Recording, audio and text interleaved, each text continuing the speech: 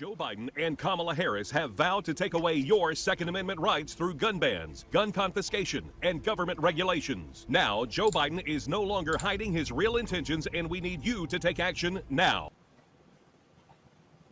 Wow, that was unusual. That wasn't supposed to shift like that. Let me try running this one more time. Sorry, Craig.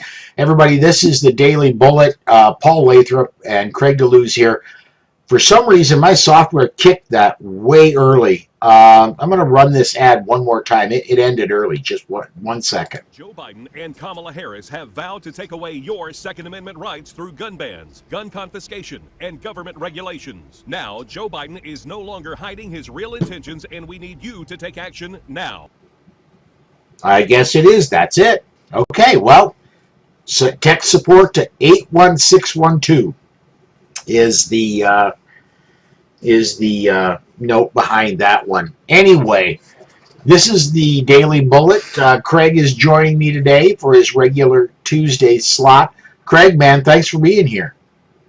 Always a pleasure, sir. Always a pleasure to hang out with you.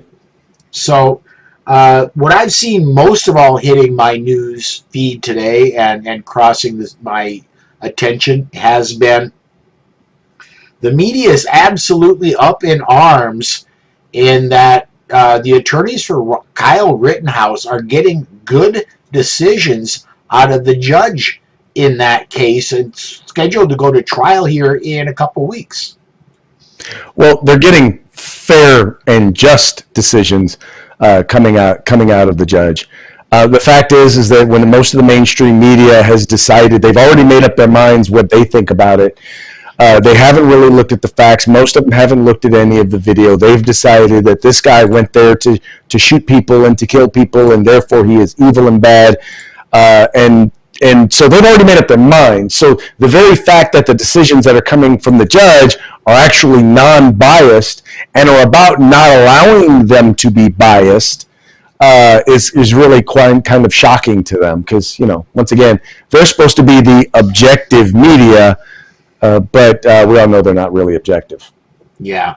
The decision that seems to have got them up in arms the most is that the prosecutor is not allowed to call the people who got shot victims, and the defense attorneys are allowed to call them rioters, which is what they were doing, was rioting when the incident happened. And well, it's funny how that happens. It's like, we don't get to call them what they want to call them what they want them to be, not what they actually were. There is evidence that they were rioters. Now, here's the interesting thing: is what the judge said was in the opening arguments, you can't call them rioters or you can't call them rioters or attackers. But if during the course of the trial you present evidence and that you can't make that part of your closing argument, and that's the whole point, is you don't want to call them victims in the very beginning. You don't allow people to call them victims because we don't know if they're victims. What we do know is that the argument we do know is that they got shot.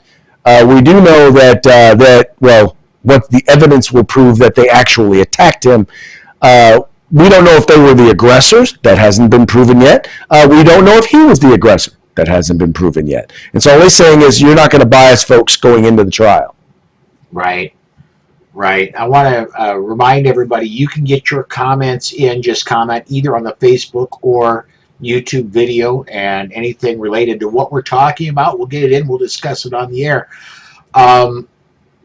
And let's see here. Let me pull this one up. Charlie Chambers says Craig is off the hook, and we the people need that. Fighty? I don't know. Craig, do you? That one's over my head. Do you get it? The people need to fight. I have no idea. I'm thinking that's a US. autocorrect thing. The U.S. flag. Well, who knows? I'm sure that once he sees this, I'm sure that he will provide some appropriate commentary for it. But Yeah, I don't know what to say about that one. Good luck with that one, dude. Yeah, here we go. It was. I hate autocorrect. I think it was I think it was just hitting an enter button on the phone too darn soon. He goes, "Fight for our rights" is what it was supposed to be. Oh, yes. People need to fight for our rights. Yes. I think he's referring to. That is most definitely the case. It. Yep. It's because what happens too often, this is unfortunately the thing, is most of us are people, we go to work, we earn a living, we want to live our lives, and we want to do so, in a fair manner. And we just want we want our government to leave us alone. But in the end, what's winding up happening, we've seen it accelerated between COVID and between the George Floyd riots. And now we're seeing that, the decriminalization of crime. Now we're seeing more, and then we also have the media that is feeding into these narratives where literally they are trying to remove the ability of individuals to make decisions for themselves and for their family, but also to be able to protect themselves, their family, and their community. And when we talk about Kyle Rittenhouse, that's exactly what's going on here. Here's a guy who decided, look, I want to go and I want to help protect this community. I don't believe it's up to them to prove that he went there with the intent of causing harm, and I don't actually see how exactly they're going to do that. And then at the very other point, at the time the shooting took place, he was literally defending himself. No one can look at the videos and a series of events and what happened and say that he was, even if he went there with the intent of doing something, no one can look at what happened in those videos and say that he was not defending himself. Mm-hmm. And by the way, the right to self-defense is not just in our Constitution and the right to keep and bear arms, but it is a fundamental human right. Yep, and goes all the way back to the times of the Magna Carta. I want to. This is, and everybody. He was from Illinois. What the hell was he doing in Wisconsin? Well, the two states do border each other. I think he lived less than 30 miles from where the rioting actually occurred, and he had friends up there. So normally I try to stay out of. Yesterday I stepped in it with the Alec Baldwin thing, and because I usually try and let things work through, but boy did I put out my opinion yesterday, and I think I'm going to do the same today with Rittenhouse. The kid was just trying to do what he could do. Lifelong ambition to be a police officer, trying to step in where he could to help protect people who he thought were going to be run over unjustly by rioters. And did you see the pictures of some of the businesses, including that car dealership that was totally destroyed? And yeah, so he was right. There were businesses that were destroyed. He was attacked. He defended himself. Go ahead. Well, Paul, here's the thing, and I would be the first to tell you, would I have advised an 18, or would I have advised someone, a young man or woman to leave their state, go to another state and be involved in something like that? No, I would not advise him to do that, and I would not say that it was advisable. But that doesn't mean that he didn't have a right to do it. It doesn't mean that he was wrong to do it. It doesn't mean that he went there with any malicious intent. And by the way, it doesn't mean that he gave up his fundamental right to defend himself. He didn't. He absolutely positively didn't. Now, whether you thought it was advisable for him to be there, whether or not you thought he should have been there, whole different story. But none of that makes him guilty of a crime. None of that means he gave up his right to self-defense. None of that meant that he should have been attacked by the individuals who attacked him and who arguably sought to take his life. Yeah, if you're gonna that big skateboard with the roundhouse, the big baseball swing, yeah, that's gonna do serious. I mean, I would say you could easily make the argument that could cause life-changing, if not life-ending, injuries. A couple. Well, if nothing else, let's say you knock him unconscious, right? If you knock him unconscious and they get a hold of your firearm, that could be life ending. And keep in mind, he's running. He heard gunshots near him, right? And then another guy comes to try and take his rifle. What else are you supposed to believe if not that you are potentially in danger?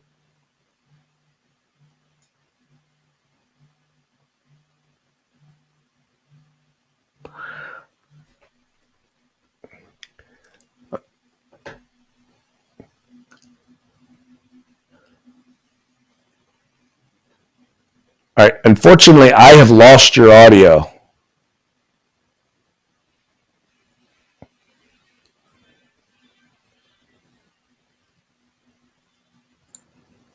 Let me hit that button. Did that work? You are back. Okay. New York Outcast says most people aren't willing to endure the hardship to get out and be active. It's always one excuse or another for most. Yes, you're right, New York Outcast, and I want to tie that back to what we're talking about, and that is this, that Kyle Rittenhouse, as we were talking about before, Kyle Rittenhouse is one that is, I want to go out and I want to help protect people that are, the business owners that worked for a long time to build this, and all of a sudden here's this riot and everything they have could be gone. I want to go help protect this. And he's one that did get involved, and he was attacked for it, had to defend himself, and now there's no, let's face it, he's going to have, his life has been altered forever. His goal was to be a policeman. There's no place in the country that's going to hire him as a policeman now, not with the reputation he's got. Well, and that's the thing, is one of the first things that you learn is if you've taken any kind of a firearms class, if you are ever in a position where you have to fire your weapon and wind up taking a life, your life is changed forever, even if you are 100% in the right. So always be careful of putting yourself in situations where that might in fact be the case. That's just a reality. And once again, this is not me blaming him. This is me. I'm like, look, if I were talking to a young man, I would really get him to consider twice whether or not that particular thing is something that he would want to do, and that he make sure that when he goes into it, he understands fully what it is that he's opening himself up for, he or she. And I think too often we want to glance over stuff like that. Like, you heard it, that we have a lot in the gun community. We have the I shall not comply, I'm not going to follow this rule or this law. And I'm like, more power to you. But make sure you understand exactly what you're exposing yourself to. Like, in places like the state of California, if you decide I'm not going to register this gun that is now deemed to be an assault weapon. I use the quotes because I don't believe in assault weapons, but that's what they call them, assault weapons. Just know that you put yourself at risk, where if you get caught transporting it, it's now a felony. You could lose your rights to keep and bear arms. Period. You could wind up in a situation where at the very best, you wind up losing all of your firearms, and you wind up having to spend tens of thousands of dollars in court. Even if you win, even if you come out on the right side. So I'll always say this: don't kid yourself about what you're opening yourself up to, so that when you decide I'm going to go defend the business, or I'm going to defend myself, or if you decide I am not going to comply, make sure you understand exactly what you are subjecting yourself, your finances, and your loved ones to. Go into it eyes wide open. Yeah, and I want to. No, that's for another show. I'm going to keep that one in my head. That's for another show. I want to get a couple more comments in here. Let me go back to John's comment. John said that Kyle had a job in Kenosha, so that's how he knew it was going on and why he was up there. And that was probably that means that was his community. Yep. He was defending his community. John Lloyd Sharp says, "Stay out of stupid places like riots." Well, you know, Look, what's that saying? Play stupid games, win stupid prizes. yeah. Again, though, let's your boss is, he's protecting his. Let's with that bit of knowledge now, he could have been protecting his own job. What's that worth? Yeah. No, and just you're 100% correct. I just hope that I just don't know that he considered all that. I mean, that he is now going through. I would have, at least going into that, if my son were to say, "Dad, I'm going to go do this," I would have done my best to make sure he knew and understood this is what you're opening yourself up for. Be prepared for it. Mm-hmm. Yeah. Understand that things, your life can totally change. Yeah. Absolutely. In an instant. You don't even intend to. It's funny when I was a high school teacher, one of the classes that I taught econ the first part of the semester, and that was first semester, and the second semester I would teach the health class, and part of it was the quote unquote sex ed, right, at the high school level, which you had to take. But what I always noted was, look, if you decide that you are going to lay with someone, know that this is a person who you could potentially be tied to for at least 18 years, if not the rest of your life. I'm not saying that's going to happen. I'm not saying that's always going to happen. But know that there's a possibility. And you might have, whether or not you are okay with that, just know that's the fact. And sometimes we don't want to have that conversation about, the worst case scenario. But, I don't live my life worrying about the worst case scenario, but I at least don't deny that it exists. Absolutely. New York Outcast says, "My business pays all the bills. I'll fight to the end to protect it. Being a business owner, I could understand helping a friend in the same spot." Absolutely. And Charlie Chambers says, I'm willing to bet, New York Outcast, I'm willing to bet, though, you're going into with a very realistic understanding of what's at stake and what you're putting on the line. I would firmly believe that, and I just don't know that. I don't know that an 18-year-old has that same mindset, and I would just make sure that they did. Mm-hmm. Yeah, and for the few people that are commenting that Craig was over driving, yeah, I've got that corrected, and it wasn't on Craig's part; it was on mine. Because Charlie Cook was so quiet yesterday, I had to crank him up, and Craig is louder coming to me than Charlie was, so I didn't compensate. I'm a bit of a that. loudmouth. My apologies. Let me get Charlie Chambers' comment. "So, if you have a business and family and community and want to protect them, right or wrong, several want to stand their ground to stop criminals." Let's see. And you know what? I agree with you. Mm-hmm. I 100% agree with you. Once again, all of that being that you know and understand, and you understand what's on the line. It's one of the reasons why we need to be very cognizant of what are the laws in our jurisdiction when it comes to use of force. That's vitally important. Know and understand exactly what your rights are and what the law is. And also make sure you've done things and put things in place so that if you have to go to court, you've got some sort of a legal backing so that you can make sure that there's not a public defender that has very little knowledge or understanding of those laws. And is way overworked. Put yourself in the best situation and make sure that you're informed when you go into those situations.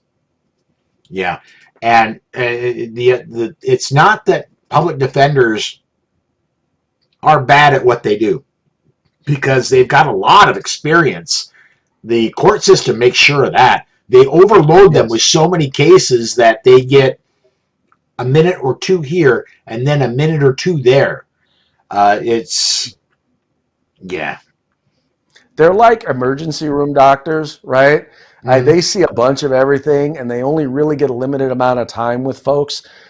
In terms of, but if you're going to court under something like this, you want to have an attorney who understands the criminal code relating to use of force and self-defense and firearms.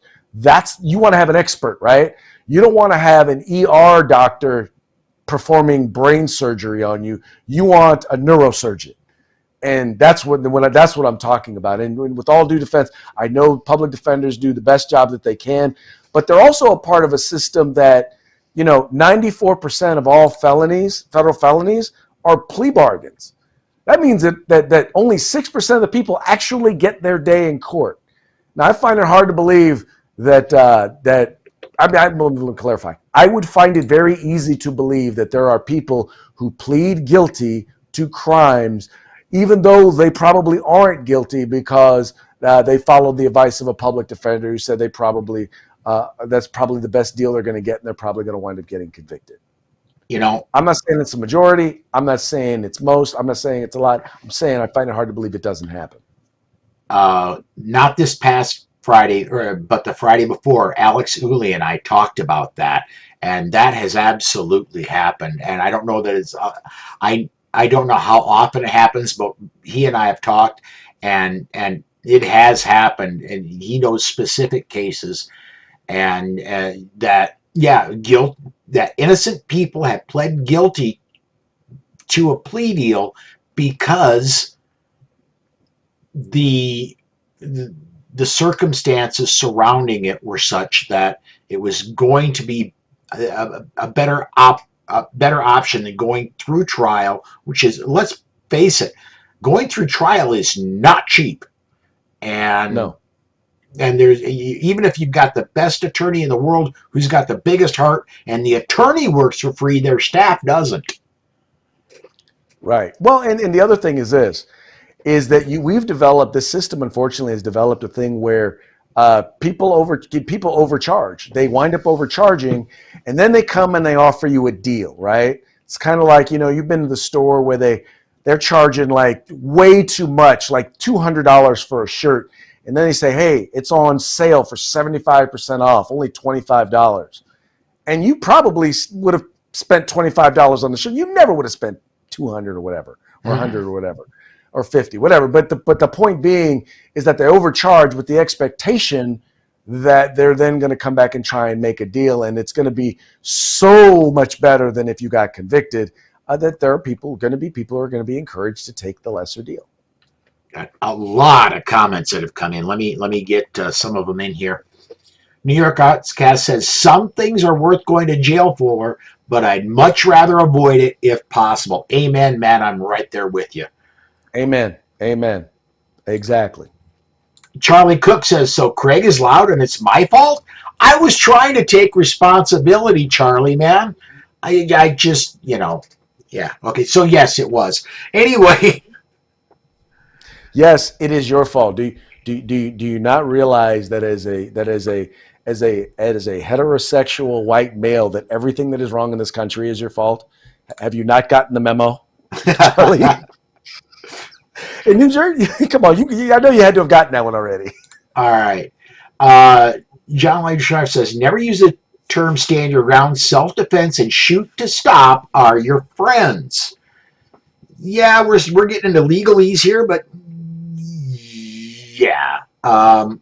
Never. One thing I will say is, and this is something I learned in trucking school, and I'll say this: if you are much more likely to be in an auto accident than you are ever to be in a self-defense situation. But I believe it would go the same way. I'm not an attorney. I do not play one on television. But if you're ever in a situation where police are likely to be involved as a self-defense shooting or an auto accident, which is specifically what I'm speaking to, never, ever, ever do the words "I'm sorry" come out of your mouth, especially if you don't think you did anything wrong. Not even in the context of "I'm sorry you're injured." Don't even say that. Nope. In fact, most defense attorneys will tell you you have the right to remain silent. Use it. If they insist on asking questions, one of the things they'll tell you is, say you want to see a medical professional. Whatever you do, and when once again, don't talk to anybody till you talk to your attorney. Because what happens is in these instances, and once again, self-defense attorneys will tell you this, people who specialize in this will tell you that the first thing you want to do is you don't believe you didn't do anything wrong. So the first thing you want to do is you want to say, well, this is what happened, yada, yada, yada. And you might inadvertently say something that might wind up getting you charged. What you get diarrhea in the mouth. Absolutely. Attorney is going to do is they're going to help you understand what happened outside of the adrenaline and the excitement and the panic of the moment, piece together what happened, put together the narrative in a way that protects you, not lie. They're not going to teach you to lie, but they're going to help you to give the information that you need to give in such a way that accurately depicts what happened. And you need an expert to help you to be able to do that. We all think we can handle ourselves in situations like that, but the reality is, if you've just shot somebody or if you've just been in an accident, the adrenaline is pumping. You're like you're just not in a condition to be able to effectively defend yourself against your own words. All right, we're just about to the bottom of the hour. I want to real quickly. We've been talking. I want to just. Me, myself, Paul Lathrop, recommend that if you own a firearm, there are a lot of them out there, get involved in an organization that covers your legal expenses if you are involved in a self-defense situation. Yes. Personally, I recommend ACLDN, Armed Citizens Legal Defense Network. I also have a working relationship with the folks at U.S. Law Shield. But there are a lot of people a lot of other groups out there that do similar things. Make sure you look into whoever you're with and get the best organization for yourself. Do research. Don't just go, oh, that one looks good, and go with that one. Right. And by the way, here's the thing, folks. It's like it's like homeowners insurance. You pray you never have to use it, but you never want to be in a situation where you need it and don't have it. Yep.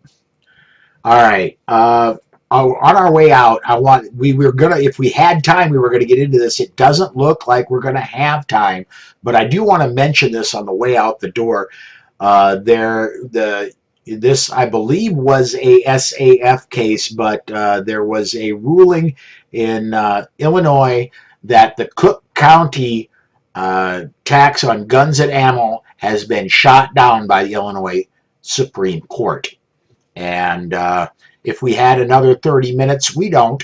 But if we had another 30 minutes, we could get into that. And that's going to be for another show, though.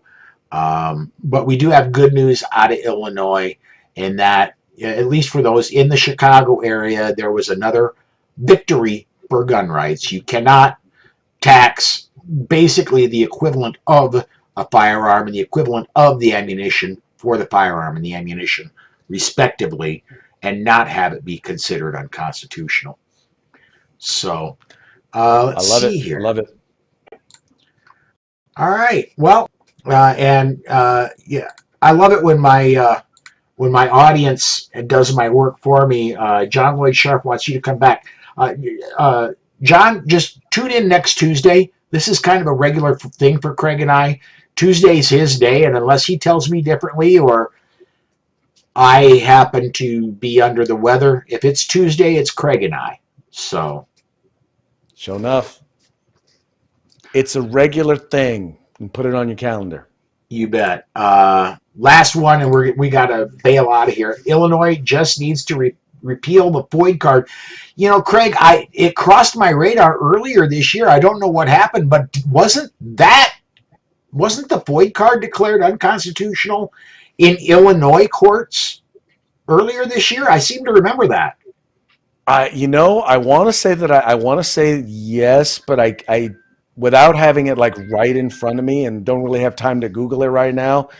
Maybe we'll Google it and put it in the comments and see if that's the case. But no, the very fact that you have to apply to exercise a constitutional right just seems kind of weird to me, especially when they take so long to process those approvals. I mean, the folks in New Jersey, man, I feel bad for y'all because y'all will wait years in order to be able to exercise a constitutional right. Mhm. It's just weird. Imagine you have to apply to vote. Yeah. Amen. Amen. All right, folks, we're going to go ahead and set this one aside. Come join me 5 p.m. Central Time every day, Monday through Friday, for another Daily Bullet.